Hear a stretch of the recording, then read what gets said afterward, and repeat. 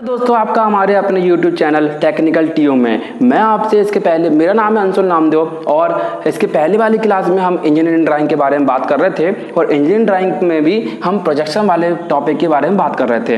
तो हमारा जो इसके पहले जो टॉपिक चल रहा था वह मेथड ऑफ प्रोजेक्शन चल रहा था। इस मेथड ऑफ प्रोजेक्शन के हमने 4 टाइप देखे थे, ठीक है, और उन 4 टाइप में भी पर्सपेक्टिव प्रोजेक्शन और ऑब्लिक प्रोजेक्शन के बारे में हमने देख चुके हैं। तो यदि आपने मेरी वह क्लास नहीं देखी है तो उस क्लास को जरूर देखें, ठीक है। आज मैं आपसे यहाँ पर तीसरे टॉपिक के जो तीसरा प्रकार जो होता है उस तीसरे प्रकार के बारे में बात करूंगा जिसको कहते हैं आइसोमेट्रिक प्रोजेक्शन।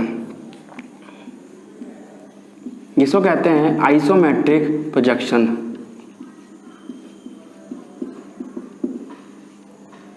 या हिंदी में इसको कहते हैं सममितीय दृश्य।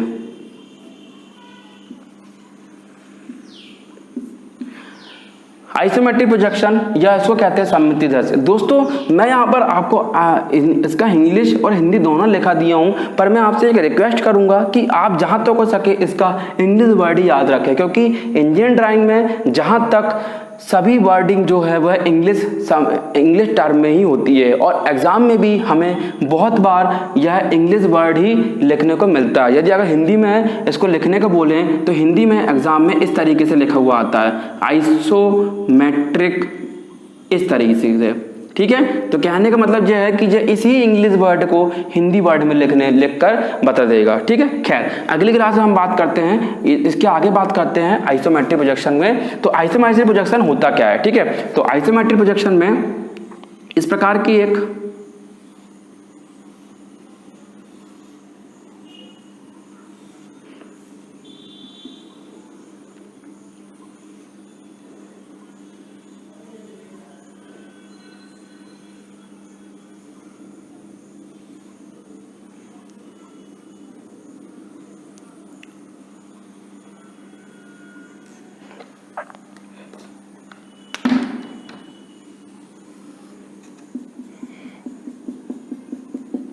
यह आपको एक प्लेन दिख रहा है, यह क्षैतिज प्लेन दिख रहा है। इस क्षैतिज प्लेन में कोई एक ऑब्जेक्ट रखा हुआ है, जैसे कि हमने इसके पहले भी मैंने आपको बताया था ऑब्लिक प्रोजेक्शन में, उसी प्रकार का एक ऑब्जेक्ट यहाँ पर रखा हुआ है। तो यह ऑब्जेक्ट मान लो रेक्टेंगल है, स्क्वायर है, क्यूब है, ठीक है, डजंट मैटर, हमारे लिए इंपॉर्टेंट नहीं है। हमारे लिए इंपॉर्टेंट यह है कि यह जो ऑब्जेक्ट है यह क्षैतिज प्लेन में रखा हुआ है, ठीक है। यदि अगर मैं इसको नाम दे दूँ, जैसे इसके पहले वाले क्लास में नाम दिया था ABCD, ठीक है। तो इसमें आप देख रहे हैं कि यही जो 3 इंपॉर्टेंट जो बीमाएं हैं, ठीक है, इसमें ABBCCD, ठीक है, सॉरी ABBC और DB।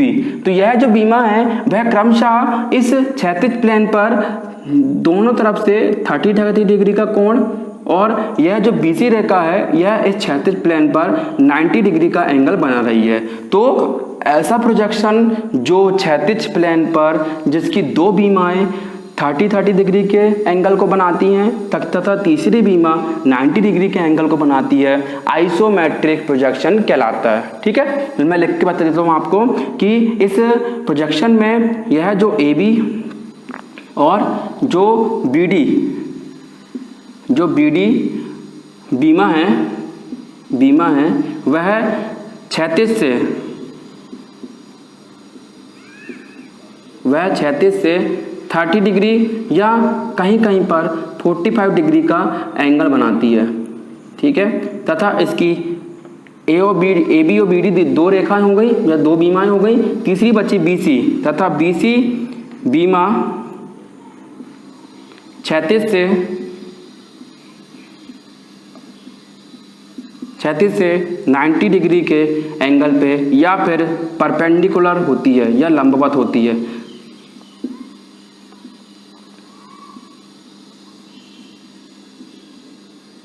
ठीक है, 90 डिग्री का है यह रेखा जो है 90 डिग्री का है, चाहे परपेंडिकुलर का है, लंबवत इस क्षैतिज प्लेन के लंबवत का है या 90 डिग्री का है, बात एक ही है, ठीक है। तो ऐसे प्रोजेक्शन को हम आइसोमेट्रिक प्रोजेक्शन कहते हैं, ठीक है। यह हमारे लिए इंजीनियरिंग ट्रेड के लिए और हमारे एग्जाम के पॉइंट ऑफ व्यू से बहुत इंपॉर्टेंट है, क्योंकि यदि मैं फर्स्ट ईयर की बात करूं तो फर्स्ट ईयर में आइसोमेट्रिक प्रोजेक्शन में ही ड्राइंग बनी हुई आती है और उसे हमको हमारे ऑर्थोग्राफिक प्रोजेक्शन में बनाना पड़ता है, ठीक है। और यदि अगर मान लो आगे के सेकंड ईयर के सिलेबस की बात करूं तो सेकंड ईयर में उल्टा होता है, ठीक। तो मैं ये हो गया आइसोमेट्रिक प्रोजेक्शन। इसके अगले प्रोजेक्शन के बारे में बात करता हूं मैं, जैसे कहते हैं ऑर्थोग्राफिक प्रोजेक्शन,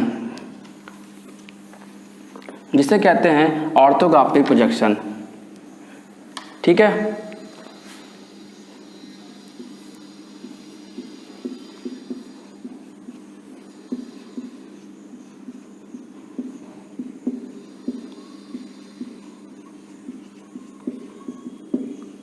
ऑर्थोग्राफिक प्रोजेक्शन। तो ऑर्थोग्राफिक प्रोजेक्शन क्या होता है, ठीक है, तो मैंने आपके लिए ये बना हुआ रखा है इसलिए क्योंकि मेरे को समझाना है। ठीक है, तो जैसे कि हमने देखा था कि इसको कहते हैं आइसोमेट्रिक प्रोजेक्शन, आइसोमेट्रिक प्रोजेक्शन। ठीक है, ऑर्थोग्राफिक प्रोजेक्शन को हिंदी में कहते हैं लंबकोणीय प्रक्षेप।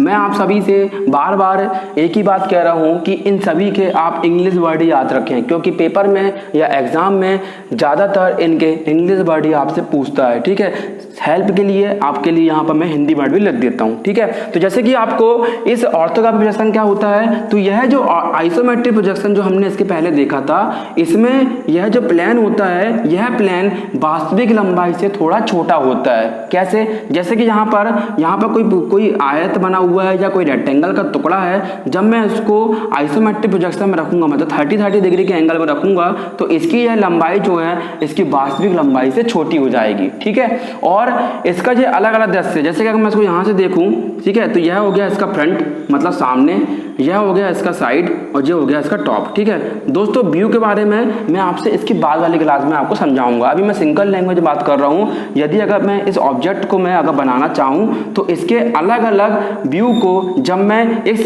समतल का एक कागज में समतल तरीके से बनाता हूँ, तो उस व्यू को या उस प्रोजेक्शन को लंबकोणीय प्रक्षेप कहते हैं। कैसे, जैसे यदि अगर मान लो मैं इस आयत के टुकड़े को अलग अलग भाग कर दूं, जैसे सामने वाला भाग है इसको मैं इस तरीके से बना दूं, ठीक है, ये इसका साइड वाला भाग है इसको मैं इस तरीके से बना दूं, और इसका जो टॉप वाला भाग है इसको मैं इस तरीके से बना दूं। ठीक है, तो मैंने इसके अलग अलग भाग को डिवाइडेशन कर दिया। ठीक है, यह हो गया इसका ये वाला भाग यहाँ आ गया, यह कहला गया फ्रंट, ये भाग यहाँ आ गया, सॉरी ये भाग यहाँ आ गया, ये कहला दिया साइड, और ये भाग यहाँ आ गया, इसको कहते हैं टॉप। ठीक है, तो ये इस तरीके से जो इस आइसोमेट्रिक प्रोजेक्शन को अलग अलग व्यू में तोड़ा जाता है, इसे ऑर्थोग्राफिक प्रोजेक्शन कहते हैं। ठीक है, मैं आपको सीधे सिंपल लैंग्वेज बता रहा हूँ। ठीक है, कि आइसोमेट्रिक प्रोजेक्शन में बने हुए ड्राइंग को जब इसके अलग अलग व्यू में तोड़कर बनाया जाता है तो इसे ऑर्थोग्राफिक प्रोजेक्शन या लंबकोणीय प्रक्षेप कहते हैं। ठीक है, समझ में आया। ठीक है, तो यहाँ पर हमको इसकी दो मेथड को देखने को मिलता है। ठीक है, दो मेथड को देखने को मिलता है। पहली होती है इसकी फर्स्ट एंगल प्रोजेक्शन। ठीक है, और दूसरी होती है इसकी थर्ड एंगल प्रोजेक्शन।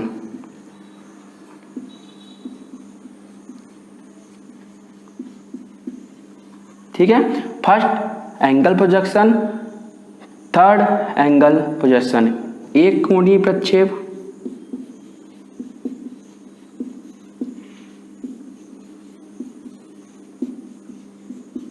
और इसको बोलते हैं त्रिकोणीय प्रक्षेप।